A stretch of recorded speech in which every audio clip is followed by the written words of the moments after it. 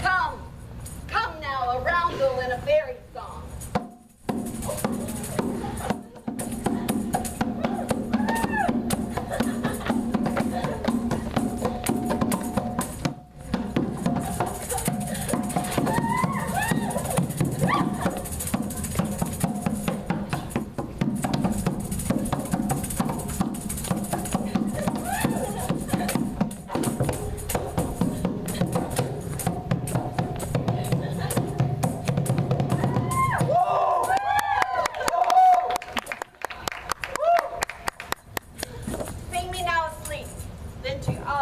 And let me rest.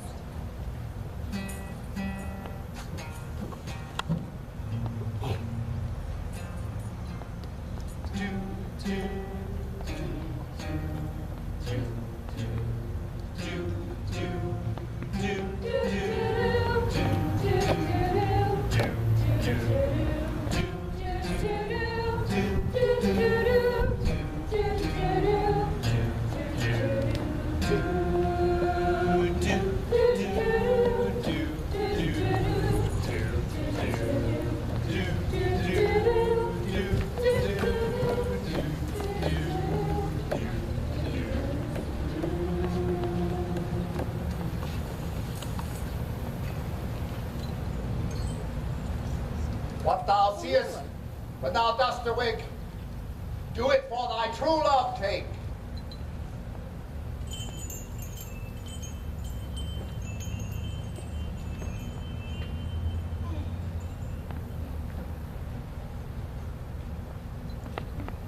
Wake with some vile thing is near.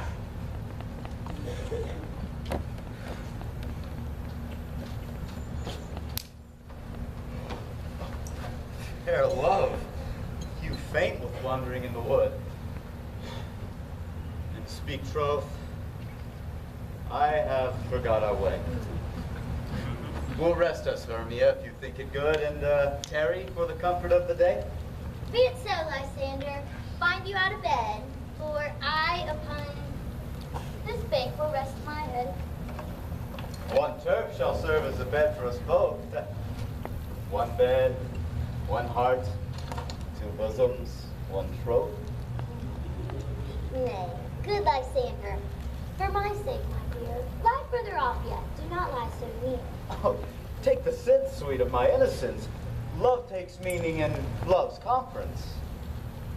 Lysander riddles very prettily. But gentle friend, for love and courtesy, lie further off.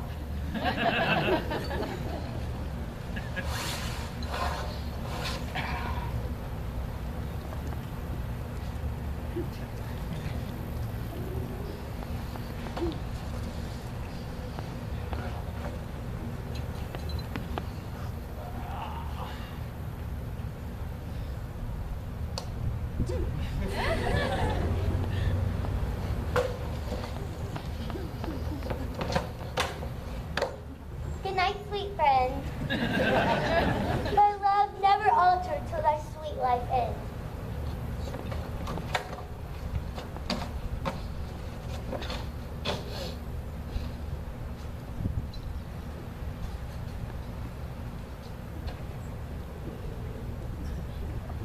Through the forest have I gone, but Athenian found I none.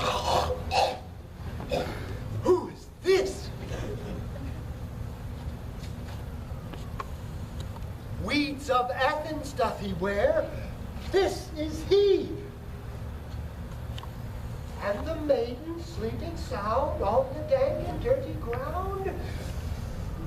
Sure, upon thy eye I throw all the power this charm doth owe. So, waken when I have gone, for I must now to Oberon. Stay, wilt thou kill me, sweet Demetrius? Charge thee hence, and do not harm me thus! Oh, wilt thou darkly leave me? Do not so! Oh, I am out of breath in this fond chase. The more my prayer, the lesser is my grace. Happy is Hermia, wheresoe'er she lies, for she hath blessed less than attractive eyes. Who is here? Lysander? On the ground. Dead? Or asleep? I see no blood, no wound. Lysander, if you live, good sir, awake. And run through fire I will, for thy sweet sake. Transparent Helena, nature shows art, for through thy bosom makes me see thy heart. Where is Demetrius? Oh, how fit a word is that vile name to perish upon my sword! Do not say so, Lysander. What, though he love your Hermia? Hermia still loves you.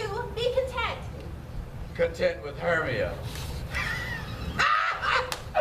No, I do repent every tedious minute I with her have spent. Not Hermia, but Helena I love. Who would not change a raven for a dove? Things growing are not ripe until their season, so I, being young, till now ripe not to reason. And now, touching the point of human skill, reason becomes a marshal to my will and leads me to your eyes, where I overlook love's stories written in love's richest book. Wherefore was I to this keen mockery born? When at your hands did I deserve this scorn? It's not enough, young man, that I did never know nor never can deserve a sweet look from Demetrius' eye, but you must flout my insufficiency?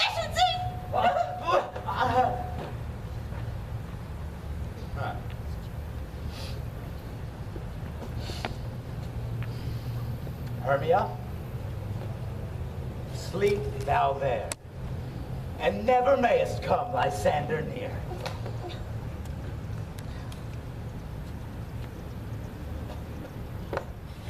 Lysander!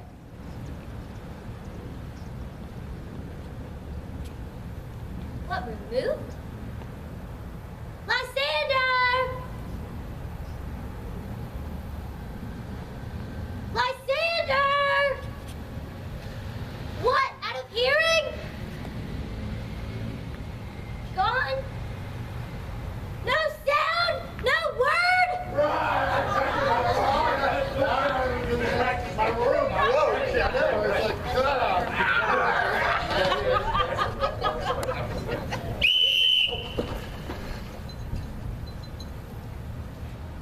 Cats, cats. Here's a marvelous, convenient place for our rehearsal. This plain plot shall be our stage, and we will do it in action as we will do it before the... Peter Briggs, there are things in this comedy of Pyramus and Thisbe that will never please. First, Pyramus must draw a sword to kill himself, which the ladies will not abide. How will you answer that? I believe we must leave the killing out when all is done. Write me a prologue, and let the prologue seem to say we will do no harm with our sword, and that Pyramus is not killed indeed. And for the more better assurance, tell them that I, Pyramus, am not Pyramus, but Bottom the Weaver. This will put them out of fear. Will not the ladies be afeard the lion? Oh, masters, you must consider with yourselves to bring in, oh God shield us, a lion among ladies is a most dreadful thing. Therefore, another prologue must tell he is not a lion. Well, it shall be so. Oh, doth the moon shine that night we play our play? You know, Pyramus and Thisbe meet by moonlight. A calendar, look in the almanac, find out moonshine.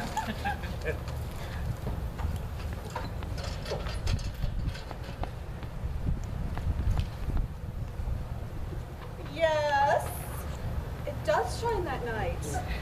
Aye, or else a person must come in with a lanthorn and say he comes to present the person of moonshine.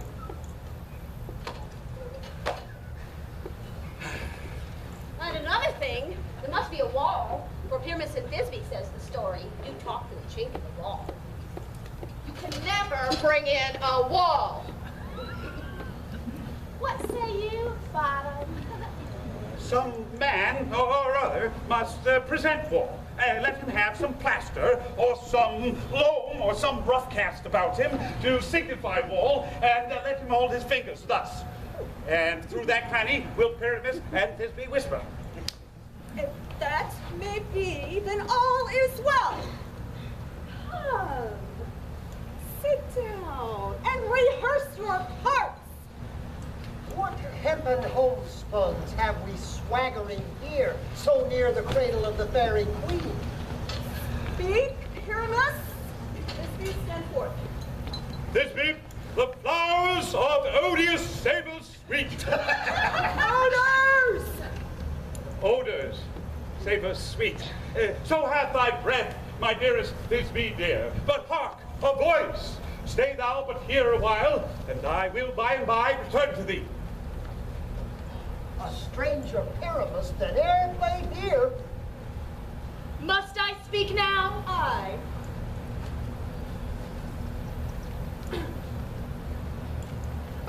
Most radiant Pyramus, most lily white of hue. As true as the ever child meet the Pyramus in Ninny's tomb. Minus 2, man. Why, you must not speak that yet. That you answer to Pyramus. You must speak your part all at once, cues and all.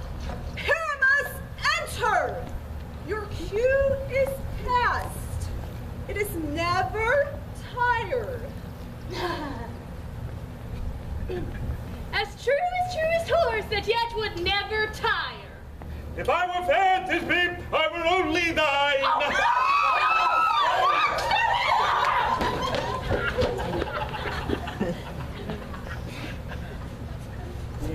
I see their knavery. This is to make an ass of me, to frighten me if they could. But I will not budge from this spot. I am not afraid. They are so cocked, so black of hue, with orange tawny bill, that throts away the note so true, the rampant little quill.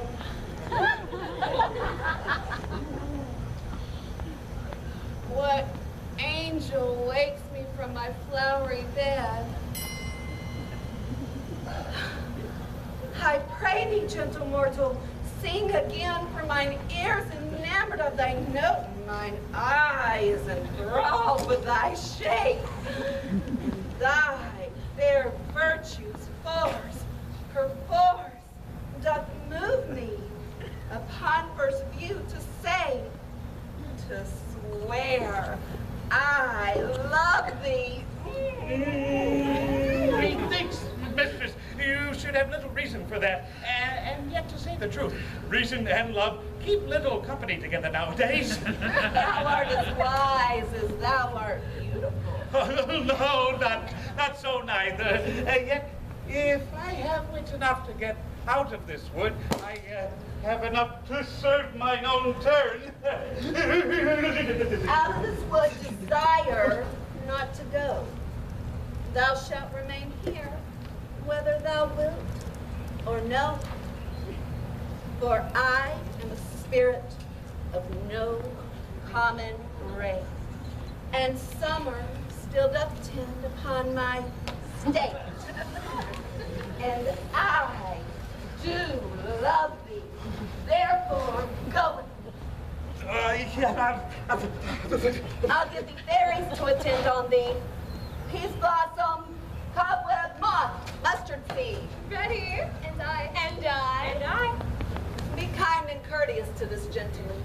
Hop in his walks and gambol in his eyes. Feed him apricots, dewberries, purple grapes, green figs, mulberries. The honey bags, still from the humblebees, and for night tapers, crop their waxen thighs and light them with a fiery glowworm's eyes to have my lover to bed and to arise. Pluck the wings from the painted butterflies to fan the moonbeams from the sleeping eyes. Nod to him, elves. Show him courtesy. Come, wait upon him. Lead him to my bower.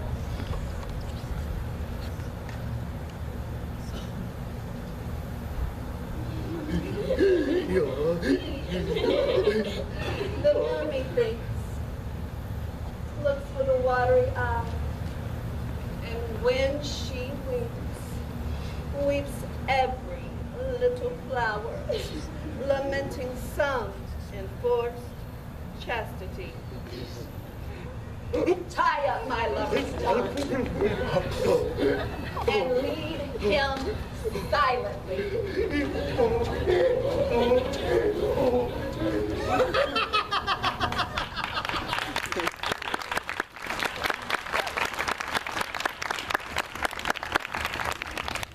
The time has come, gentle audience, for intermission. Feel free to stand up, stretch your legs, go visit Elisa at the concession stand, get you a drink and some chips. When we first started talking about doing this show, the board went back and forth over whether or not to charge admission, and finally we decided, let's do it for free, and we'll put out a donation bucket. That being said, I'm going to call 2 cast members forth and send them out among you, and if you feel so moved, wave them down and put $1 or $2 in the donation bucket. Peace, Blossom! Spirit!